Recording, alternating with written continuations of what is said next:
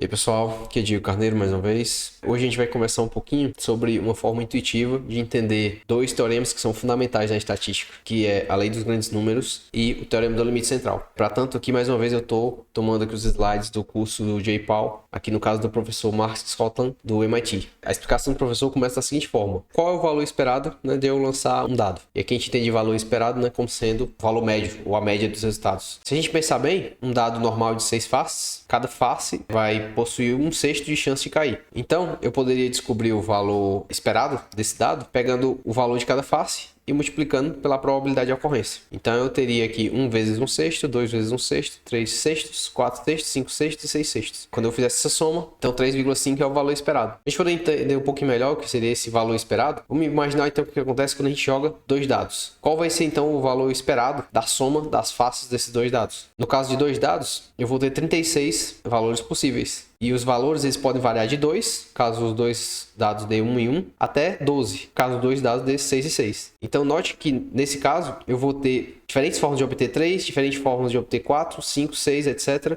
De modo que a frequência vai variar a depender do valor da soma. Por exemplo, para obter o valor 7, que entre os 36 valores possíveis que eu posso obter lançando dois dados, eu vou obter uma soma de 7 em 1, 2, 3, 4, 5, 6 vezes. Ou seja, 1/6 das vezes eu vou obter o valor 7. Por outro lado, o valor 2 e o valor 12, só existe uma única forma de eu conseguir. Se eu pegar valores intermediários aqui, por exemplo, 10, eu tenho 3 formas e assim por diante. Aquela distribuição de frequência, ela obedece justamente à quantidade de formas possíveis que eu posso obter cada um daqueles valores a partir do lançamento de dois dados somando as faces. Então, da mesma forma, se eu pensar em termos de média, ou seja, é só dividir aquele valor por 2, Então, o valor mínimo, que era 2, ele passa a ser 1, e o valor máximo, passa a ser 6, que é 12 dividido por 6. E aqui eu pego todos os valores intermediários lá que eu obtinha da soma e divido por 2, que são dois dados. E a distribuição de frequência vai ser exatamente a mesma, que agora, em vez de eu ter 6 formas de obter 7, agora eu vou ter 6 formas de obter uma média de 3,5, É a mesma ideia. Agora, o que acontece se eu rodar 3 dados ao invés de 2 e tomar a média desses valores?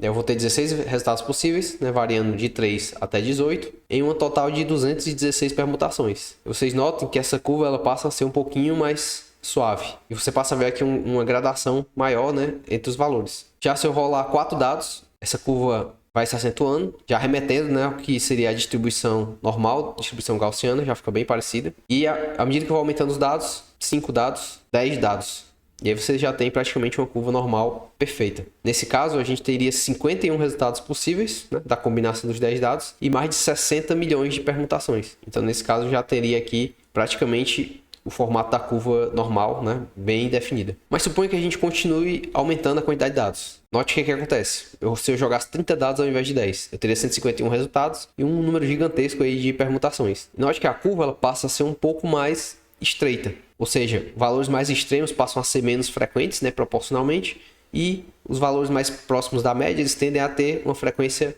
relativamente maior. Se eu aumentar ainda mais para 100 dados, eu vou ter 501 resultados possíveis e uma quantidade muito maior de valores. Note que eu tenho um afunilamento aqui em torno da média, do valor esperado, que é 3,5. De modo que essa distribuição ela reflete de uma maneira muito mais precisa o que seria a média. Nesse caso, como ele ressalta aqui, 99% dos valores eles estão variando aqui entre 3 e 4. Essa experiência com os dados, elas nos dão duas lições, que são justamente os dois resultados, ou teoremas que a gente usa convencionalmente aqui na estatística. O primeiro é que quanto mais dados você roda, mais perto vou estar da verdadeira média, que seria a média populacional. Ou seja, aquela distribuição ela vai estar mais fina, ela vai estar mais colapsada em torno da média. Essa é a essência do que seria a lei dos grandes números. Uma outra característica que a gente observa é que quanto mais dados a gente rola, mais próximo essa distribuição que a gente visualiza, ela vai estar da distribuição normal. Ou seja, existe uma convergência da distribuição das médias de uma variável aleatória para a distribuição normal se a amostra for grande o suficiente. É isso que trata aqui o teorema do limite central. Então, só resumindo, a lei dos grandes números me diz que a média ela vai convergir para a verdadeira média à medida que aumenta o tamanho da amostra.